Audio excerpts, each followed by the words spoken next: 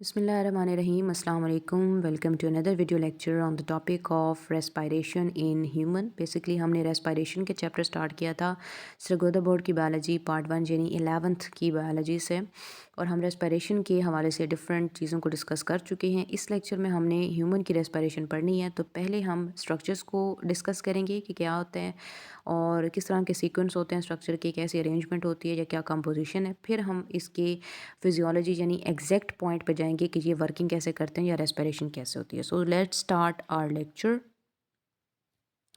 सबसे पहले हम ये बात करते हैं कि ह्यूमन के अंदर अगर आप रेस्पिरेशन की बात करते हैं तो वो डेफिनेटली लंग्स के थ्रू ही होती है। तो पहले हमें ये पता हो कि एयर पैसेजवेज किस तरह के होते हैं, क्या पार्ट हैं। सबसे पहले नॉस्ट्रल्स होते हैं, ठीक है। फिर उसके बाद नेज़ल कैविटी आती है, यानी आपका जो बाकायदा नाक है उसकी ओपनिंग नॉस्ट्रल हो गई, नेज़ल कैविटी होगी। फेरिंग्स, ठीक है, जो इसको आप हलक भी कहते हैं, जो कॉमन ओपनिंग होती है एयर के लिए और फूड के लिए।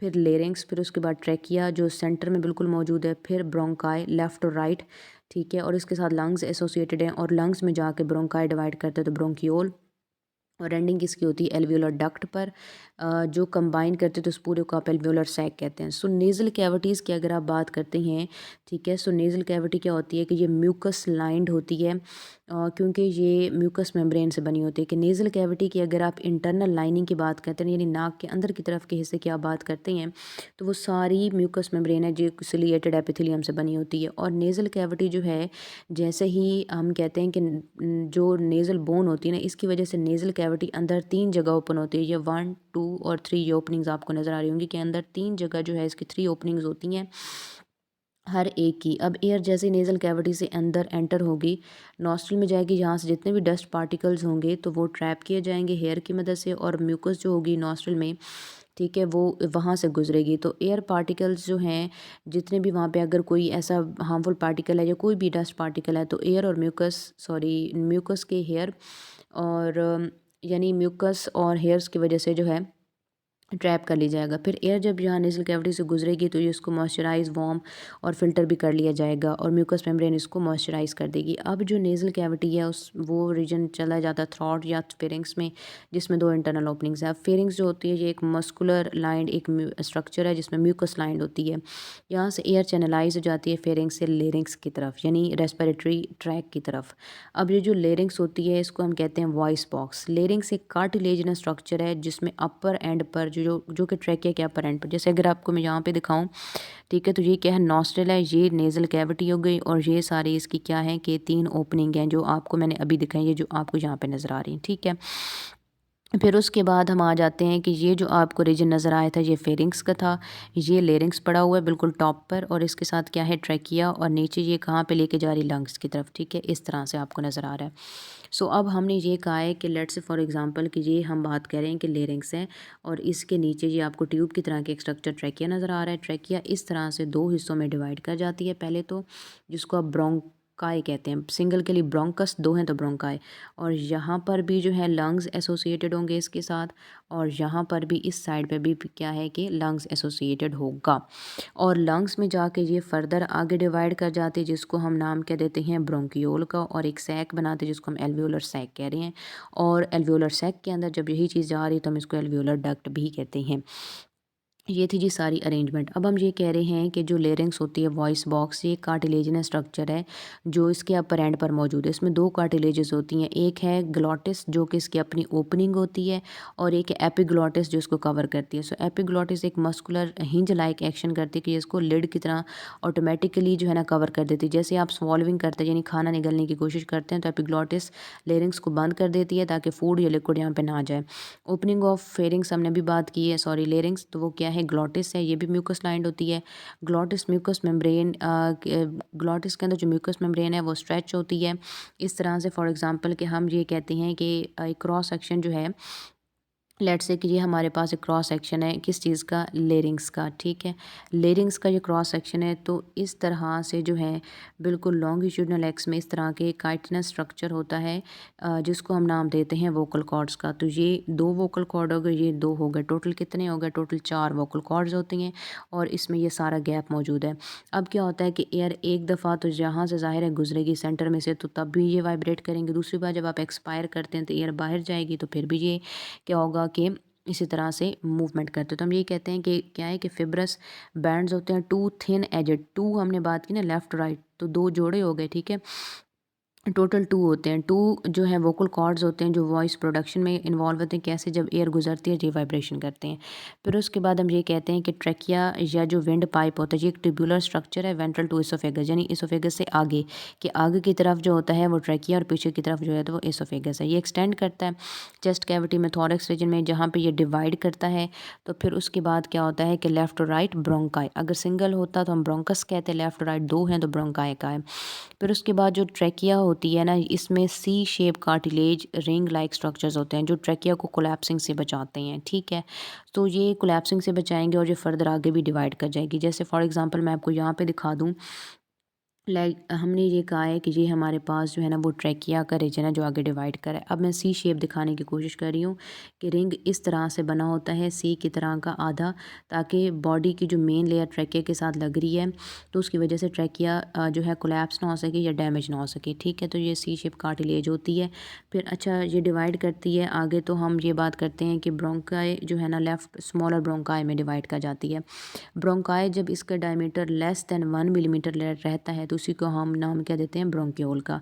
अच्छा हमने ये क्या चीज़ कही है, ये ट्रैकिया है, ठीक है। और ये जब डिवाइड कर गई थी ये लार्ज ब्रोंकस था जो कि लंग्स में एंटर हो रहा था। ये आगे डिवाइड करता है तो क्या होगा, स्मॉल ब्रोंकस होगा। अब स्मॉल लेट से ये स्मॉल ब्रोंकस है, ये फर्दर और ज़्यादा जो है ना आगे डिवाइड कर जाएगा तो ये ब्रोंकियोल है और ये स्मॉल ब्रोंकस है, ठीक है।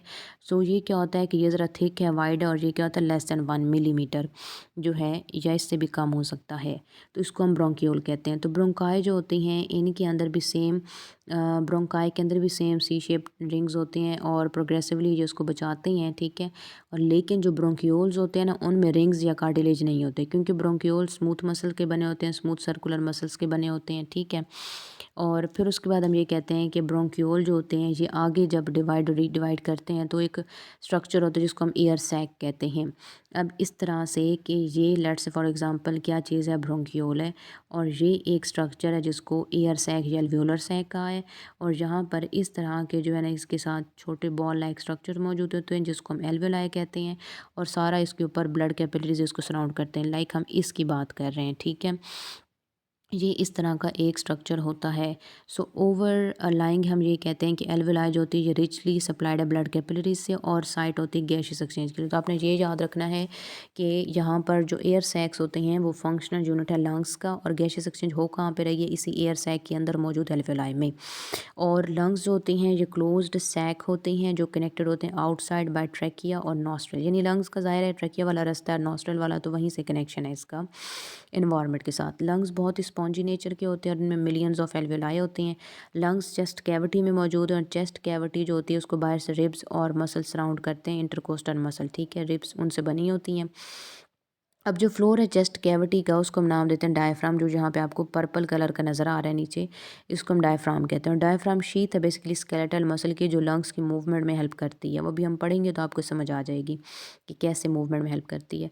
लंग्स जो होते हैं ये डबल लेयर मेम्ब्रेन के अंदर जो होते हैं ना प्रोटेक्टेड होते हैं जिसको हम प्लूरल मेम्ब्रेन कहते हैं। लेट्स से फॉर एग्जाम्पल कि ये एक मेम्ब्रेन है प्लूरल जिसको हम कह रहे हैं, इसके दो हिस्से हैं, ये आउटर प्लूरल हो गई, ठीक है, ये इनर प्लूरल हो गई, और इसके दरमियान वो लंग्स का जो एक स्ट्रक्चर है वो इस तरह से पैक्ड होता है और ऊपर से ये ऐसे ट्रैकिया के साथ जो है कनेक्टेड है। तो ये आउटर प्लूरल है, ये इनर प्लूरल है, इनके दरमियान जो है वो फ्लूइड मौजूद होता है ताकि जब लंग्स इनहेल एक्सहेल करें, यानी लंग्स जब अपनी मूवमेंट करें तो ये मेम्ब्रेन जो उसको लंग्स को भी डैमेज ना करे और आपस में भी रबिंग की वजह से या फ्रिक्शन की वजह से डैमेज ना हो। तो ये था स्ट्रक्चर। अब हम आ जाते हैं ज़रा मैकेनिज़्म के ऊपर ताकि आपको क्लियर हो कि हम ऐसा क्यों डिस्कस कर रहे थे। बेसिकली ब्रीदिंग जो होती है इसका ये मतलब है कि फ्रेश एयर लेनी है जिसमें ऑक्सीजन ज़्यादा होगी, और यूज्ड ऑक्सीजन यानी फ्रेश एयर लेनी है जिसमें ऑक्सीजन ज़्यादा होगी, और यूज्ड एयर जिसमें कार्बन डाइऑक्साइड ज़्यादा होगी उसको पंप कर देना है बाहर की तरफ।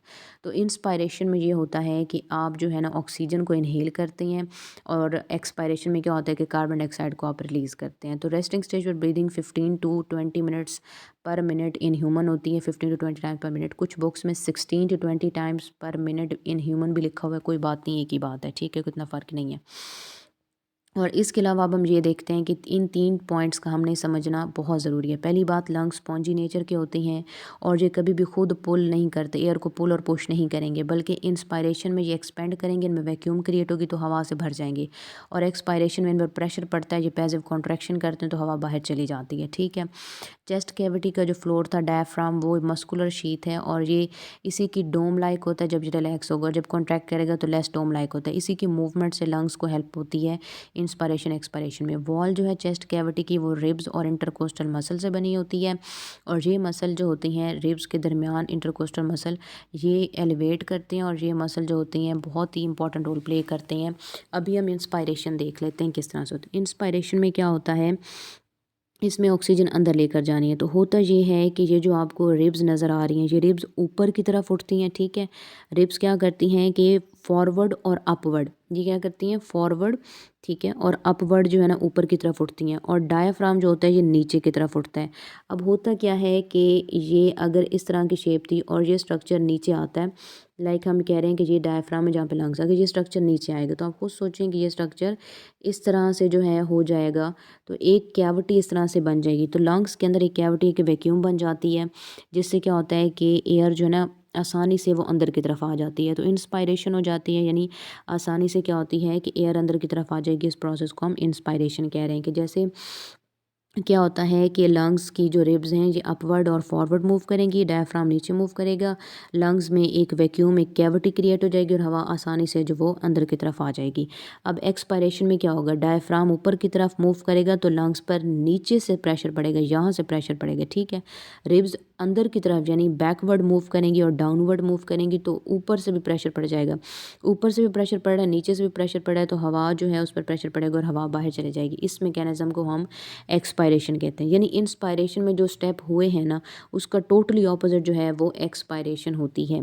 इस तरह से कि ये जो आपकी रिब्स हैं ये आगे की तरफ मूव करेंगी, ठीक है, डायफ्राम नीचे की तरफ मूव करेगा तो कैविटी क्रिएट हो जाएगी, हवा अंदर चली जाएगी। अब डायफ्राम ऊपर की तरफ और रिब्स अंदर की तरफ प्रेशर डालेंगे दोनों मिलकर, तो हवा क्या होती है, बाहर चली जाती है। इसी को हम एक्सपायरेशन कहते हैं। यहाँ पे एक छोटा सा येलो बॉक्स है हमारे पास, जिसको हम रेस्पिरेटरी सिंड्रोम या RDS का भी नाम देते हैं। RDS, respiratory distress syndrome. ये होता क्या है कि बेसिकली जो 7 मंथ के बेबीज़ होते हैं ना, जिनकी ब्रीथिंग इश्यूज़ होते हैं, जिनको सही तरह से जो है ना वो ब्रीदिंग नहीं हो पा रही होती है, सो बेसिकली इनके अंदर ये इश्यूज़ चलते हैं 7 मंथ के बेबी में। होता ये है कि बेसिकली जो यही हम प्लूरल मेम्ब्रेन कह रहे हैं ना, एल्वियोलर सैक के ऊपर जो रीजन होता है ना, उस पर लिपोप्रोटीन का एक होता है सरफेक्टेंट। सरफेक्टेंट क्या है, जो एल्वियोलर सैक को आसानी से गैसियस एक्सचेंज में इन्वॉल्व करवाएगा और इसकी सरफेस टेंशन को रिड्यूस करेगा ताकि वो डैमेज ना हो। अब इन बच्चों में जो है ना वो सरफेक्टेंट प्रोड्यूस नहीं होता, क्योंकि ये 7 मंथ का था, अभी इसके 2 महीने रहते थे डेवलपमेंट वाले। सो इस वजह से क्या है कि 7 मंथ बेबी होने की वजह से इसमें वो सरफेक्टेंट नहीं होता, जिस वजह से एल्वियोलर की जो जगह है वो मॉइस्चराइज नहीं होती, जिस वजह से क्या होता है कि वो बंद ही रहती है, कोलैप्स ही रहती है, और वो ओपन नहीं होती, और इन लोगों को, इन बच्चों को जो है वो सांस लेने में मसला होता है। इनको वेंटिलेटर पर डाला जाता है 2 महीने, ताकि इनको आसानी से जो है एक्सपायरेशन इंस्पायरेशन करवाई जाए उस मशीन की मदद से, और इस दौरान ये आहिस्ता आहिस्ता डेवलपमेंट अपनी कंप्लीट कर लेता है, सरफेक्टेंट बन जाता है, तो ये प्रॉब्लम सही हो जाती है। लेकिन बहुत रेयर केस है कि ये प्रॉब्लम ठीक हो जाए, इसलिए यहाँ पर आपको एक वर्ड सिंड्रोम नज़र आ रहा है, यानी कि ये ग्रुप ऑफ डिजीज़ है। So that was about today's lecture. आज हम देख लेते हैं कि इसमें हमने कौन कौन से जो है इंपॉर्टेंट शॉर्ट क्वेश्चन, या अगर कोई लॉन्ग का पार्ट है तो वो आप कैसे नोट करेंगे।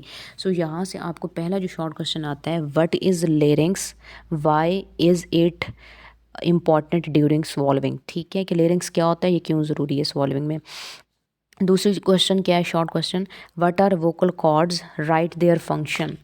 तीसरा शॉर्ट क्वेश्चन आता है, what is the difference between bronchi and bronchioles, या अब यूँ कह सकते हैं what is the difference between bronchus and bronchiole.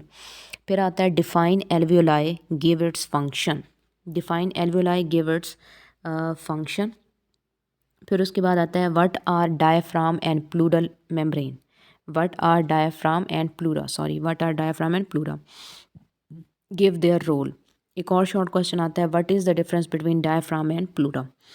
फिर आपको यहाँ से एक शॉर्ट क्वेश्चन आता है, what is the difference between inspiration and expiration.